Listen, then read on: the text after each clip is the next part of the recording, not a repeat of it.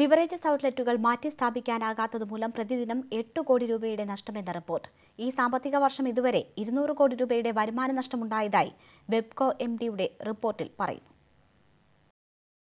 സംസ്ഥാനത്ത് ആകെ ഉണ്ടായിരുന്ന ബിവറേജസ് ഔട്ട്ലെറ്റുകൾ 270. സുപ്രീം കോടതി വിധിയെ തുടർന്ന് അടച്ചുപൂട്ടേണ്ടി വന്നത് 170. ഇതിൽ 100 ഔട്ട്ലെറ്റുകൾ പുതിയ സ്ഥലം കണ്ടെത്തി മാറ്റി സ്ഥാപിച്ചു.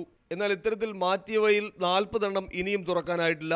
നാട്ടുകാരുടെയും രാഷ്ട്രീയ പാർട്ടികളുടെയും എതിർപ്പും തദ്ദേശഭരണ സ്ഥാപനങ്ങളുടെ സ്റ്റോപ്പ് മെമ്മോയും കാരണമാണ് 40 എണ്ണം പ്രവർത്തിക്കാനാകാത്തതെന്ന് 2 ദിവസം മുമ്പ് സർക്കാരിന് നൽകിയ റിപ്പോർട്ടിൽ beverages corporation MD H. Venkatesh ചൂണ്ടിക്കാട്ടുന്നു. ഇതിനു പുറമെ 100-ലേറെ ഔട്ട്ലെറ്റുകൾക്ക് ഇനിയും സ്ഥലം കണ്ടെത്താനുമായിട്ടില്ല. ഇവിടെയും തടസ്സം രാഷ്ട്രീയ പാർട്ടികളുടെ എതിർപ്പ് തന്നെ. ഇതുമൂലം കോർപ്പറേഷന്റെ പ്രതിദിന വരുമാന നഷ്ടം 8 കോടി രൂപയാണെന്ന് MDയുടെ റിപ്പോർട്ടിൽ പറയുന്നു. ഏപ്രിൽ 1 മുതൽ ഈ ഇനത്തിൽ കോർപ്പറേഷന് 200 കോടി രൂപയുടെ നഷ്ടമുണ്ടായിട്ടുണ്ട്. അതേസമയം സംസ്ഥാനത്ത് പുതുതായി ആരംഭിക്കുന്ന ബെവ്കോ ഔട്ട്ലെറ്റുകളിൽ കൂടുതൽ കൗണ്ടറുകളും കൂടുതൽ പാർക്കിംഗ് സൗകര്യവും ഏർപ്പെടുത്താൻ ബെവ്കോ തീരുമാനിച്ചു. എല്ലാ ബെവ്കോ ഔട്ട്ലെറ്റുകളിലും പ്രീമിയം കൗണ്ടർ തുറക്കാനും തീരുമാനിച്ചിട്ടുണ്ട്. ന്യൂസ് 18 തിരുവനന്തപുരം.